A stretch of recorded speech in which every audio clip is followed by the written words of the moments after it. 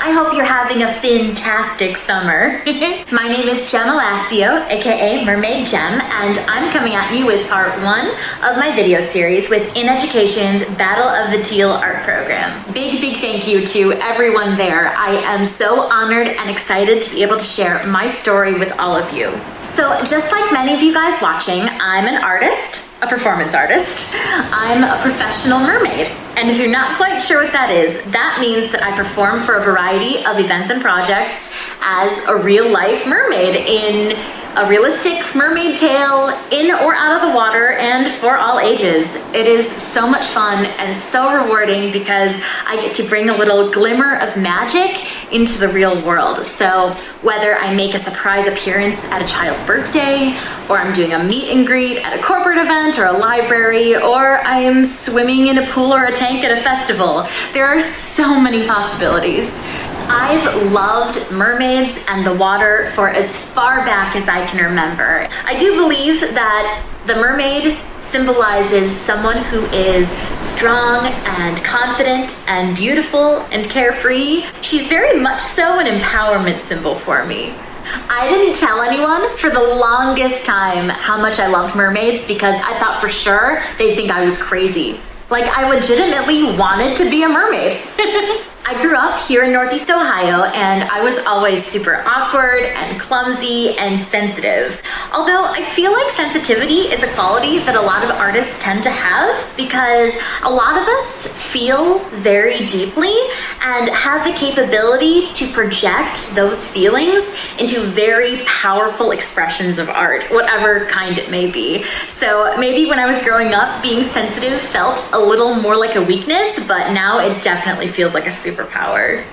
So even though sometimes it was difficult to relate to others while I was growing up, the one place that I did feel at home was doing theater, and I had so much fun with that both in school and in the community. I was in Peter Pan, Babes in Toyland, Grease, The King and I, so many fun productions. I definitely think that my background in theater was a huge stepping stone to what I do now as a mermaid. I first found out about professional mermaids when I was in high school, and I was a big nerd surfing the internet looking for anything mermaid that I possibly could. And they really at the time only performed in warmer weather climates with lots of tourists. So like Florida, California, Hawaii. And I did have a thought to myself, wow, what if this was in Ohio? What if I could do this? But honestly, it felt like a pipe dream at the time. A little bit later, I started making my rounds at anime and comic cons, and it was there that I connected with other mermaids who really gave me the confidence to dive into this magical world. I was taught how to swim in a tail. I eventually got my first gig, and I had a moment then where I thought to myself, oh my gosh, I can do this. I started my own business in 2013, and in 2016, my mermaid friends from across the state, we all got together and created a group company called the Ohio Mermaids, which I now own as of last year. So far, my biggest business accomplishment is winning a Best of Cleveland award. My character's name is Mermaid Gem, so it's just a shortened version of my real name, Gemma. She is very sparkly and princessy, just like a gemstone, and she has a pink and blue tail. She smiles a lot. I basically took all of what I feel are my own best qualities and amplified them to create her, so she's kind of like a caricature of me. Art has a voice. There's always a deeper meaning or a message or a story that's meant to inspire its audience.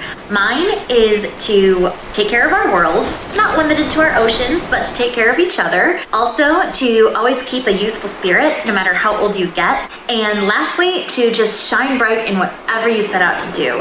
And now, the lovely folks at Battle of the Teal have provided me with a series of questions. If you guys have any questions that you'd like me to answer in videos 2 and 3, please feel free to send them in. If you could think of a childhood moment or experience that helped influence you to become a professional mermaid, what would it be?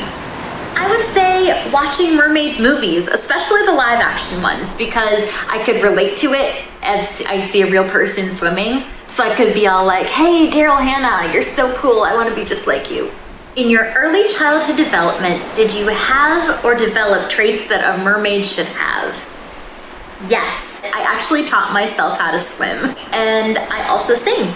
Singing and music run on both sides of my family. Wish I could be part of your world. Did your love of performing arts lead you to pursue higher education opportunities? I did go to college, but not for performing arts. I did go for my Associate of Arts and for Japanese. That's actually another passion of mine. I love world cultures. When did you get your first mermaid costume and how old were you then? I was Ariel for Halloween when I was 7, but I got my first swimmable mermaid tail when I was 21, and it was made of spandex. Nowadays for performances, I mostly use my 30-pound silicone mermaid tail. Where do you see yourself in 5 years from now? Are you still going to be a mermaid, and would you ever retire your fins? I'd love to be doing this as long as I can. I have plenty of goals to fill those 5 years with. That being said, if life ever got in the way and I had to give them up, then I would. But ultimately, I would know that it's always going to be a part of me. So I say, once a mermaid, always a mermaid. And I'll leave you with that. Thank you so very much for watching. Be on the lookout for parts 2 and 3 coming soon. And be sure to check out Zealousness Magazine's Summer 2020 issue for my cover story. Don't forget to follow me, Mermaid Gem, and the Ohio Mermaids, my company, as well as Battle of the Teal and In Education.